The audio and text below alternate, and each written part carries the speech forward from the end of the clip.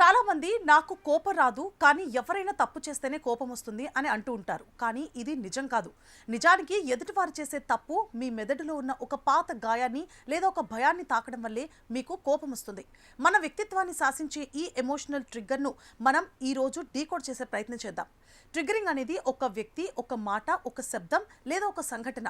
అది మన సబ్కాన్షియస్ మైండ్లోని ఒక పాత బాధను లేదా అభద్రతా భావాన్ని వెలికితీస్తుంది. ఉదాహరణకు ఆఫీస్లో మీ బాస్ మీ పనిని విమర్శించారనుకోండి, మీకు విపరీతమైన కోపం వస్తుంది. ఎందుకు?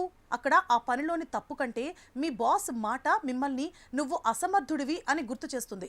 ఆ అసమర్థత అనే ఫీలింగ్ మీకు చిన్నప్పుడు స్కూల్లో టీచర్ దగ్గరో లేదా ఇంట్లో ఎదురై ఉండవచ్చు.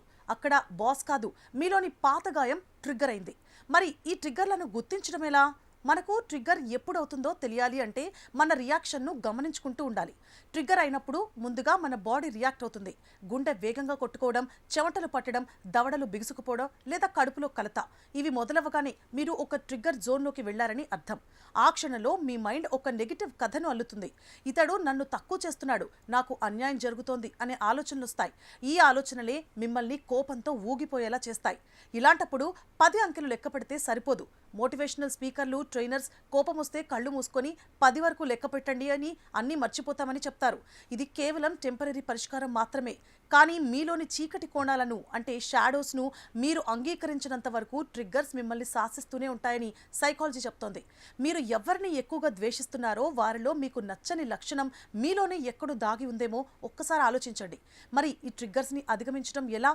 Genius matrix hub philosophy break build beyond ప్రకారం మీ ఎమోషనల్ రిమోట్ని మీ చేతుల్లోకి తెచ్చుకోండి. ట్రిగ్గర్ అయినప్పుడు వెంటనే రియాక్ట్ అవ్వకండి.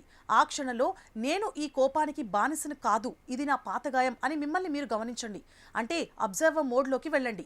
ఆ క్షణిక వశాన్ని బ్రేక్ చేయడమే మీరు చేయాల్సిన మొదటి పని. మీ ట్రిగ్గర్ను ఒక లెసన్లా మార్చుకోండి.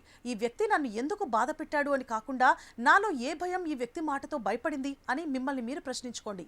ఈ విశ్లేషణ మీలో ఎమోషనల్ స్ట్రెంగ్త్ని బిల్డ్ చేస్తుంది.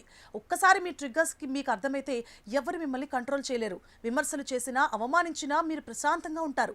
ఇదే బియాండ్ స్టేజ్. ఇక్కడ మీరు మీ ఎమోషన్స్కి మాస్టర్గా ఉంటారు. అయితే మిమ్మల్ని మీరు దీనికి సిద్ధం చేసుకోవడానికి ప్రాక్టీస్ చేసుకోండి. ఈ వారం మీకు కోపం తెప్పించినా లేదా బాధ పెట్టిన 3 సందర్భాలను గుర్తు తెచ్చుకోండి. ఆ సమయంలో మీ మనసులో మొదట వచ్చిన ఆలోచన ఏంటి? అది భయమా, అవమానమా, తక్కువగా చూస్తున్నారనే ఫీలింగా? ఆ భావన మీ చిన్నప్పుడు ఎక్కడ మొదలైందో ఒక్కసారి ఆలోచించండి. ఇలా మిమ్మల్ని మీరు తయారు చేసుకోండి. కోపం లేదా బాధ అనేది ఒక తప్పుడు రియాక్షన్ కాదు, అది ఒక హెచ్చరిక. నీ మనసులో ఎక్కడో గాయం ఉంది, దాన్ని నయం చెయ్యి అని అది మీకు చెప్తోంది.